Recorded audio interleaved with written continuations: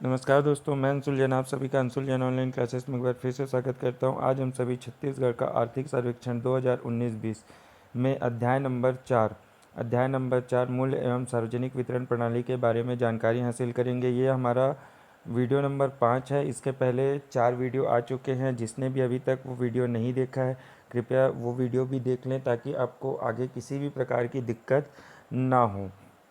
अगर आपको वीडियो अच्छा लगता है तो इसे अपने दोस्तों के साथ ज़रूर शेयर कीजिएगा और लाइक भी कीजिएगा, तथा जो हमारे चैनल से अभी नए जुड़ रहे हैं कृपया हमारे चैनल को सब्सक्राइब कर लीजिए तथा बेल आइकॉन पर क्लिक कर दीजिए, जिससे आने वाले वीडियोस के नोटिफिकेशन आपको मिलते रहें। तो चलिए हम आज अपना लेक्चर स्टार्ट करते हैं और देखते हैं मूल्य एवं सार्वजनिक वितरण प्रणाली। इसके अंतर्गत बहुत सारी चीज़ें आएंगी, जैसे योजना आएंगी, चावल उत्सव आएगा, उपभोक्ता मूल्य सूचकांक आएगा। ये बहुत सारी चीज़ें हैं जो एग्ज़ाम में पूछने योग्य है, तो उन सभी चीज़ों को हम इसमें आज डिस्कस करने वाले हैं। तो पूरे लास्ट तक बने रहिएगा, जिससे आपको सभी चीज़ें क्लियर हो जाए और एग्ज़ाम में कुछ भी अगर पूछता है तो आपको दिक्कत ना हो। तो दोस्तों, ये है अध्याय नंबर 4 मूल्य एवं सार्वजनिक वितरण प्रणाली। इसमें जो सबसे मुख्य बिंदु है, वो मैंने ऊपर लिख दिए हैं।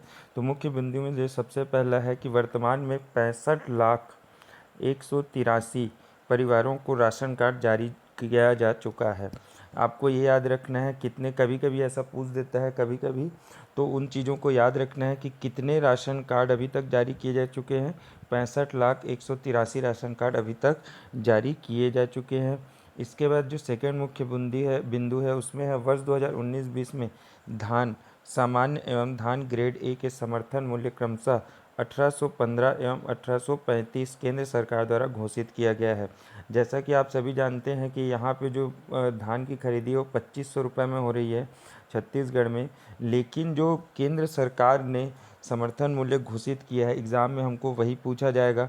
तो जो सामान्य धान है उसके लिए 815 रुपये तथा जो ग्रेड ए टाइप की धान है उसके लिए 1835 रुपये केंद्र सरकार द्वारा समर्थन मूल्य रखा गया है। अब इसके बाद आता है उपभोक्ता मूल्य सूचकांक। उपभोक्ता मूल्य सूचकांक में क्या क्या होता है कि इसे कौन जारी करता है। उपभोक्ता मूल्य सूचकांक को जो जारी करता है वह केंद्रीय सांख्यिकी प्रणाली भारत सरकार द्वारा, अर्थात जो केंद्र सरकार होगी उसकी एक संस्था है केंद्रीय सांख्यिकी प्रणाली, उसके द्वारा उपभोक्ता मूल्य सूचकांक जारी किया जाता है। अब ये कब कब जारी किया जाता है? प्रत्येक माह जारी किया जाता है, मतलब महीने में, मतलब साल में, ये बोलें कि साल में कितनी बार जारी किया जाता है उपभोक्ता मूल्य सूचकांक? 12 बार जारी किया जाता है। ये इसको कितने क्षेत्रों में जारी किया जाता है? 3 क्षेत्रों में, ग्रामीण, नगरीय और संयुक्त। ग्रामीण, नगरीय और संयुक्त। संयुक्त मतलब ग्रामीण और नगरीय दोनों को मिला के जो क्षेत्र बनता है उसको हम लोग क्या बोलते हैं? संयुक्त क्षेत्र। तो इसे जो उपभोक्ता मूल्य सूचकांक है उसे 3 क्षेत्रों में जारी किया जाता है। तो इसको तो हमेशा हमने देखा, अभी मैंने बताया कि हर माह जारी किया जाता है, लेकिन अपने को सिर्फ एक माह का याद रखना है जो है दिसंबर 2018, और अगर आपको 2019 का याद रखना है तो नवंबर 2019 का याद रखना है। ये हाईलाइटेड है, इसलिए इनको अपने को याद रखने की ज़रूरत है। भारत और छत्तीसगढ़ दोनों का दिया हुआ है। तो सबसे पहले हम भारत का देख लेते हैं। तो 2018, दिसंबर 2018 की स्थिति में भारत में जो ग्रामीण क्षेत्र का उपभोक्ता मूल्य सूचकांक था वो कितना था? 142.1 था। जबकि नगरीय क्षेत्र का जो उपभोक्ता मूल्य सूचकांक है वो कितना है? 138.0 है। कितना है? 138.0 है। इसके बाद संयुक्त क्षेत्र में देखें तो कितना है? 140.2 है। कितना है? 140.2 है। इसके बाद छत्तीसगढ़ में अगर आप इसी को देखते हैं दिसंबर 2018 की स्थिति में, तो छत्तीसगढ़ में ग्रामीण क्षेत्र का जो उपभोक्ता मूल्य सूचकांक था वो कितना था? 140.1 था। छत्तीसगढ़ में कितना था उपभोक्ता मूल्य सूचकांक? 140.1 था। नगरीय क्षेत्र में अगर आप इसको देखेंगे तो 138.1 है। जबकि संयुक्त क्षेत्र में ये क्या है? 139.3 है। कितना है? 139.3। अर्थात मैं ये बोल दूं कि इन दोनों का जो इन दोनों का जो एवरेज होगा वही क्या होगा, मेरा संयुक्त क्षेत्र का उपभोक्ता मूल्य सूचकांक हो जाएगा। इसके बाद मैं देखता हूँ नवंबर 2019 का भारत के सापेक्ष में। तो भारत के सापेक्ष में जो नवंबर 2019 में है वो ग्रामीण इलाकों में है 149.9, अर्थात 149.9 है उपभोक्ता मूल्य सूचकांक। नगरीय क्षेत्र में 147 है, जबकि संयुक्त क्षेत्र में आप इसको देखें तो 148.6 दर्ज किया गया है। छत्तीसगढ़ में 146.1 है। कितना है छत्तीसगढ़ में? ग्रामीण क्षेत्र का 146.1, नगरीय क्षेत्र का 146.5, जबकि संयुक्त क्षेत्र का 146.3। अर्थात आपको एक चीज़ याद रखनी है जो याद करने में बहुत ही सहायक होंगी। ग्रामीण क्षेत्र का उपभोक्ता मूल्य सूचकांक क्या होता है, ज़्यादा होता है, जबकि नगरीय क्षेत्र का क्या होता है, कम होता है। दूसरी चीज़, इन दोनों का जो एवरेज होगा वही क्या होगा, संयुक्त क्षेत्र का होगा। तो ये आपको याद रखने में बहुत ही आसानी होगी। इसके बाद कुछ और मेन पॉइंट्स है। उचित मूल्य की दुकानें।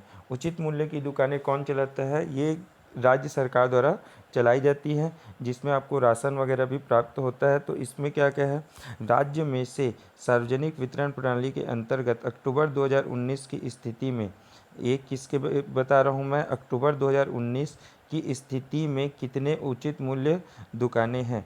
तो शहरी क्षेत्र में 1261 है, जबकि ग्रामीण क्षेत्र में 11,045 है। कितना है? शहरी क्षेत्र में 1261 है छत्तीसगढ़ में, जबकि ग्रामीण क्षेत्र में 11,045 है। और अगर इन दोनों को अपन जोड़ दें तो कुल आपका निकल के आता है 12,306। कितना आता है? 12,306। ये क्या है? शहरी क्षेत्र और ग्रामीण क्षेत्र और टोटल उचित मूल्य की दुकानों का आंकड़ा है। आंकड़े पूछते हैं, बीच में डैम का आंकड़ा पूछ दिया था, जो आगे मैं आपको बताऊंगा, आने वाले अध्याय में आपको मिलेगा। उपभोक्ता मूल्य सूचकांक भी बीच में पूछ दिया था। तो इन सब चीज़ों को आपको याद रखनी है, जिससे आगे किसी भी प्रकार की आपको दिक्कतों का सामना ना करना पड़े। चलिए आगे चलते हैं। सार्वभौम सार्वभौम सार्वजनिक वितरण प्रणाली। सार्वभौम सार्वजनिक वितरण प्रणाली, इसे अभी अभी चालू किया गया है, इसलिए इसको याद रखना बहुत ज़्यादा अपने लिए बेनिफिशियल होगा, क्योंकि ये एग्ज़ाम में पूछने योग्य है। इसका जो सबसे पहला उद्देश्य देख लेते हैं। सार्वभौम सार्वजनिक वितरण प्रणाली का जो उद्देश्य है, राज्य के सभी परिवारों को खाद्य सुरक्षा मुहैया कराना। अर्थात क्या बोल रहा है, खाद्य सुरक्षा, खाने की सामग्रियाँ, खाद्य सुरक्षा सभी परिवारों को मुहैया कराना। इसमें गरीब अमीर कुछ नहीं देख रहे हैं, इसमें क्या लिखा है, राज्य के सभी परिवारों को खाद्य सुरक्षा मुहैया कराना। अब इसकी शुरुआत कब हुई थी? इसकी शुरुआत हुई थी गांधी जयंती के दिन 2 अक्टूबर 2019 से इसका शुभारंभ किया गया था। कब से किया गया था? 2 अक्टूबर 2019 से, अर्थात पिछले साल गांधी जयंती में सार्वभौम सार्वजनिक वितरण प्रणाली की शुरुआत की गई थी। इसके बाद अपन देखते हैं क्या, समर्थन मूल्य। समर्थन मूल्य दोस्तों मैं आप लोगों को दिखा देता हूँ डायरेक्टली। ये समर्थन मूल्य की पूरी लिस्ट है, अगर आप चाहें तो इसका स्क्रीनशॉट भी ले सकते हैं। धान सामान्य आपका बता दिया था, धान सामान्य का कितना था 2019-20 में? 1815 था, जबकि धान ग्रेड ए का कितना था? 1835।